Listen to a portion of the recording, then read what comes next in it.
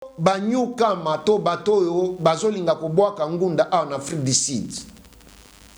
Bazali na difficulté ya kobwaka ngunda na bango par rapport ya Home Affairs ezo permettre bango te babwaka ngunda, mais na fongoli parenthèse muke po na bino banyukam oyo bozolanda biso na moma oyo boyeba ete ekomaki difficile po na bayike bana mboka babwaka ngunda to ba demandeur d'asile babwaka po na kozwa bangunda na bango. Or cour constitutionnelle esilaki na kopesa eningisa to ordre to kopesa jugement ete non esengeli département ya Home Affairs epesa banyukam oyo ba mikanda bayamba bango. Sikoyo bozali komonisa bato yo pasi na kofutisa bango mbongo na biloko ezali ya ofele po na nini ozo sala business, mais sala business na biloko ezali normal. Scalabrini azo pesa bato mikanda o ya ofele. Société civile congolaise ya Afrique du Sud ezo pesa bato ba mikanda o ya ofele. Nazali kolobango en général, ezala na Western Cape, ezala na Gauteng, na Joburg, na KwaZulu Natal, botika kofutisaka banyuka mbongo po bopesa bango ba jugement ya court oyo ezali ko protéger bango.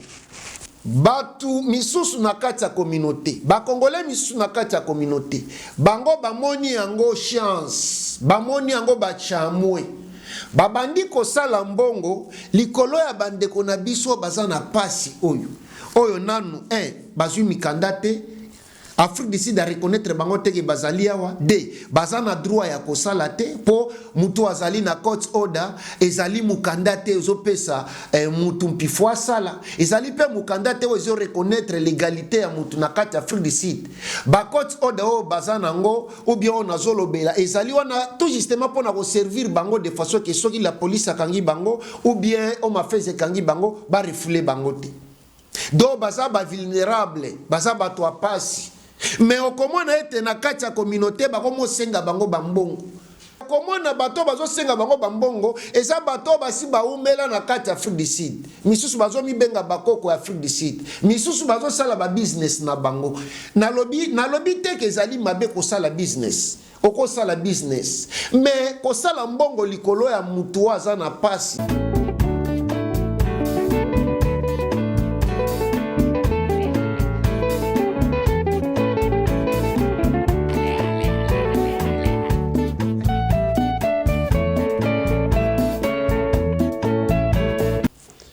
Baike bana mboka, batata, bamama, bandeko wa bolingo. Boye malamu na émission na biso, to solo la biso na biso. To solo la biso na biso, ezali moko ya ba programme, to émission ya Mayangani télévision. Mbote na bino, jambo eno, betuabu, sanga yuabu. Mbote na beno. To solo la biso na biso ezali bisiko wapi biso ba congolais ya Afrique du Sud, biso diaspora congolaise ya Afrique du Sud, biso communauté congolaise ya Afrique du Sud, tozo sangana, tozo kutana pona ko solo la sirba makambo yo etali biso na mboka otovandi Afrique du Sud, mboka ya Nelson Mandela. Mais na mix oyo bandeko na biso banyuka mato batoyo bazolinga kobwaka ngunda en Afrique du Sud. Bazali na difficulté ya kobwaka ngunda na bango par rapport ya Home Affairs ezo permettre bango te babwaka ngunda, mais na fongoli parenthèse muke po na bino banyukam oyo bozolanda biso na moma oyo boyeba ete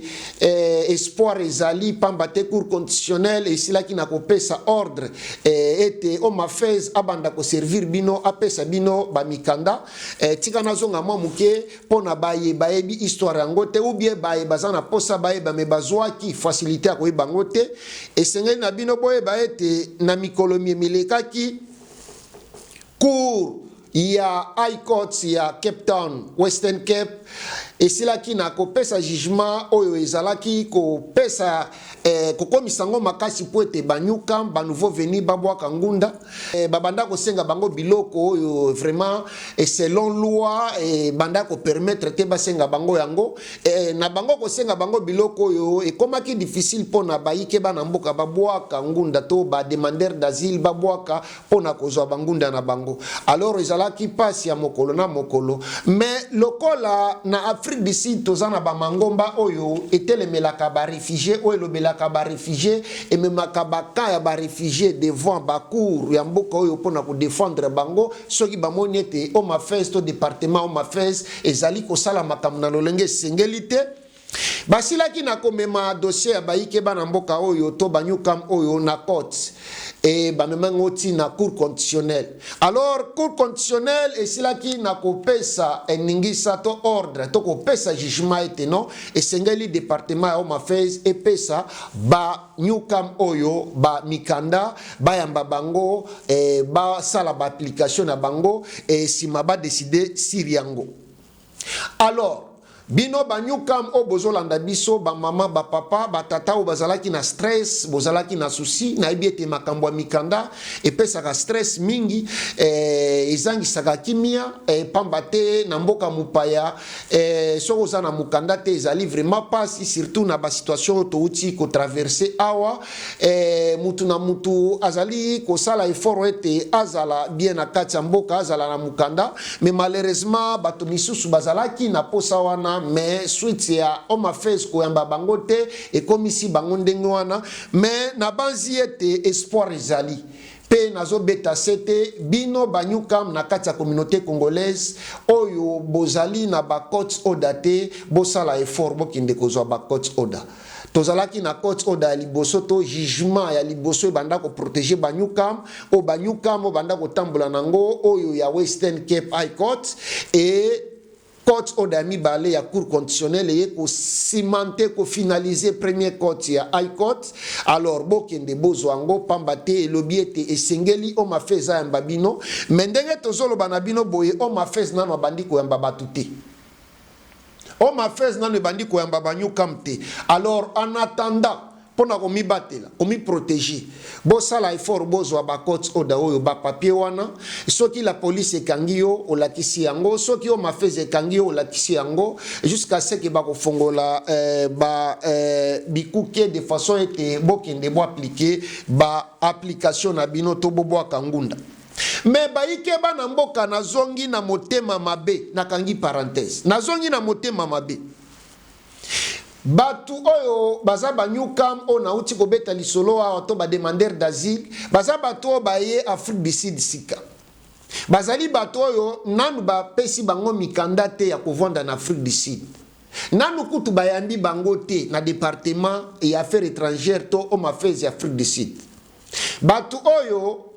bazali ko vivre espoir na bango ezali sur ba organisation oyo ezali ko telemela bango to ko bundela bango contre o mafez devant ba cour ya Afrique du Sud to ba tribunaux ya Afrique du Sud. Et ba organisation wana eza ebele mena kotanga moko mibale neti Scalabrini ezali moko ya ba organisation o ezali komema makambo ya ba réfugié ba nyukam na court pona ko bundela bango contre o mafez.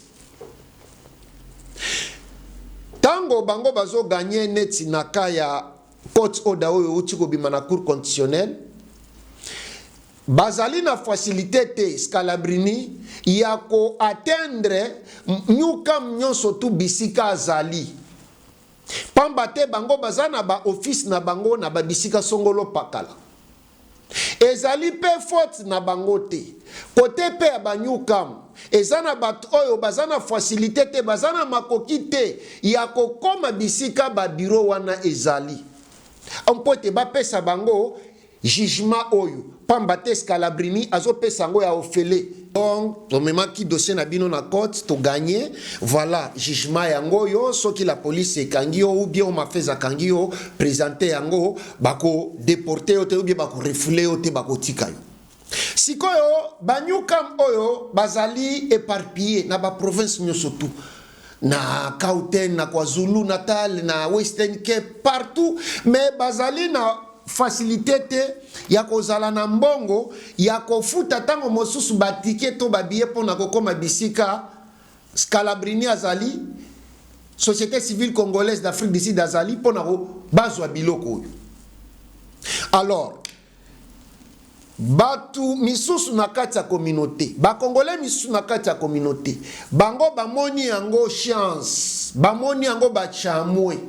babandi kosala mbongo likolo ya bandeko na biso baza na pasi oyo nanu bazwi mikanda te.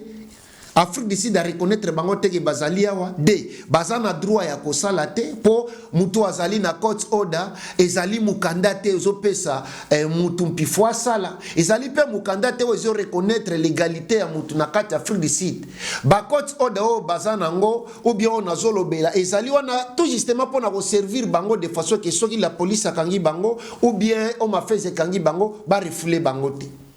do baza ba vulnérable baza ba to pasi. Mais au komona ete na kati ya communauté bakomo senga bango bambongo ba 500 rennes ba 1000 rennes ba 2000 rennes mais bato baza bato pasi et au komona bato bazo senga bango bambongo eza bato basi baumela na kati ya Afrique du Sud misusu bazo mibenga bakoko ya Afrique du Sud misusu bazo sala ba business na bango nalobi te ke ezali mabe ko sala business oko sala business mais ko sala mbongo likolo ya mutu aza na pasi ezali mabe. Ezali moko basinya motema mabe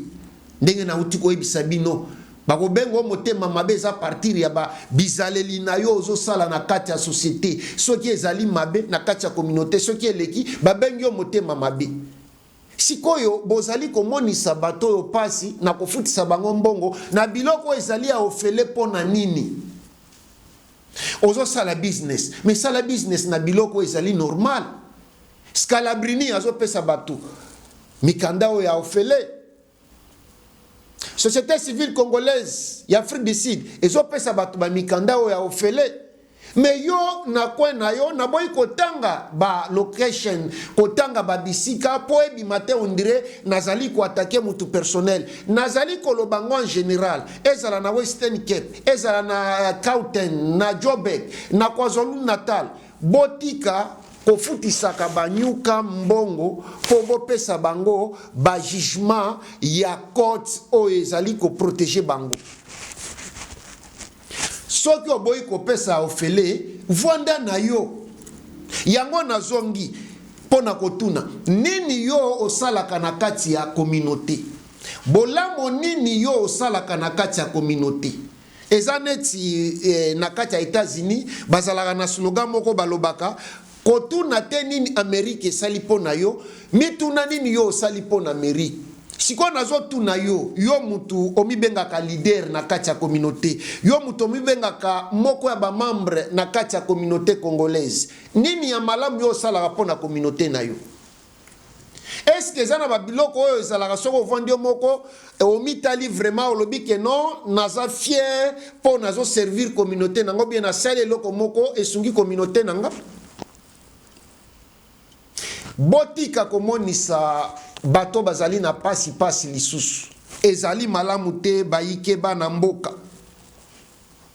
na banzi lelo na eki na lombango uniquement pona kobeta sete sir bato oyo bazali kosenga banyuka mbongo pona bapesa bango ba jugement oyo ezali ko protéger bango po ba refouler bango te po ba deport bango te ba déporter bango te bazo senga bango mbongo me biloko ezali ya ofele e bato bazo sala te nanu bazwi mikanda ko sala te ata ko vanda mboka nanu bazwi te me bozo monisa bango pasi pona nini bisika communauté congolaise ezali okomona toujours moyibi escroquerie lukuta pona nini